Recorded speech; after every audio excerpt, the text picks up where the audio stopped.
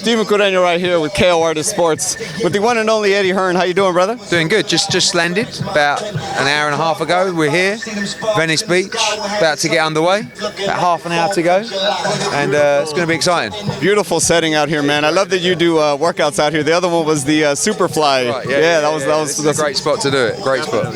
Let's talk about this fight. You weren't such a fan of it the first time around. You kind of had to warm up to it. The numbers warmed you up. I feel like they really warm me up. Listen, I try and be as honest as I can, and we're doing this fight because of the numbers that astonished me in the first fight. And by the way, it was actually quite a good fight last time around. So if it was terrible and the numbers were terrible, we wouldn't have touched it. But you can't ignore these guys. You can't ignore the following that you've got already. We're seeing from the the pre-buyers on DAZN, on Fight TV, on Sky Sports Box Office in the UK. It's massive. It's probably the biggest pay-per-view we've done so far this year. So, I think it could actually be the biggest driver of numbers for, the DAZN platform so far, and that includes Canelo, Kovalev, Canelo Jacobs, and that's what these guys do.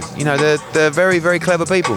What are numbers that I guess kind of maybe I don't know if you set expectations, but what's kind of, what's DAZN's kind of target, I guess, kind of number? Yeah, I don't know. I mean, I think 400,000 or 500,000 subscribers would be a successful one.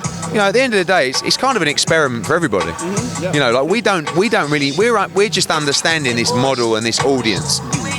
But like I said, we can't ignore it because it's so big.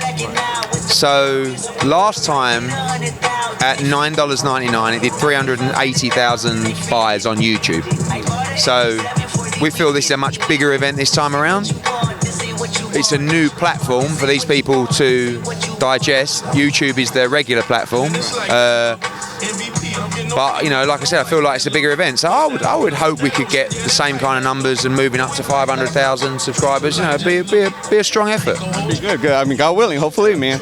Let's talk about the fight itself. Yeah. First fight, Logan gassed a little bit towards the end. Came out super strong. Was kind of handling up first. Gassed out a little bit. Obviously, things are much different now. Yeah. I don't know. Who do you feel should be favored coming into this fight? Well, I think that it's very easy for these guys to gas because you can be fit, but it's hard to be boxing fit sometimes.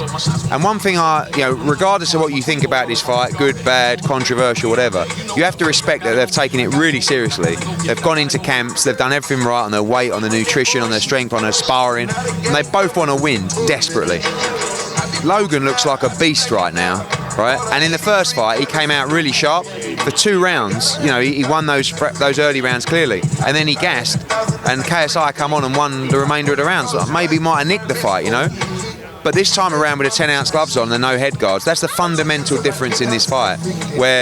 And I think one of the most exciting things about this fight is these guys aren't Sugar Ray Leonard and Marvin Hagler. You're not going to see a boxing clinic from these guys. But what you are going to see is 2 huge stars, totally out of their comfort zone, fighting in a barbaric environment with 10-ounce gloves on.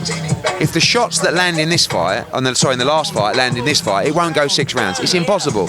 And what you're going to see is this time, you're going to see someone get stung and hurt and react in a way that they probably shouldn't, which might be panic, which might be trade, which might be hold, I don't know. But it'll all unfold very quickly. And I think it will definitely end in knockout this time. I really do. And I'm actually a bit nervous for the guys for that reason that, you do this every day, right? So I do this every day. I'm comfortable doing this. I'll do 100 of these, right? Put me on a pair of ice skates, right? You're going to see me look like a clown, and you're probably quite good viewing actually. Right, like a baby fun. Yeah, exactly. But it's the same kind of thing. Let these guys go and act. Let them create great video content. They're geniuses. Put them in the rawness of a fight. That's where it starts getting different. And for me, that's the excitement. Where these cool guys, right, who are megastars, are going to walk in and be exposed in front of a worldwide audience in a business, in an industry where a meme or something embarrassing could ruin your career.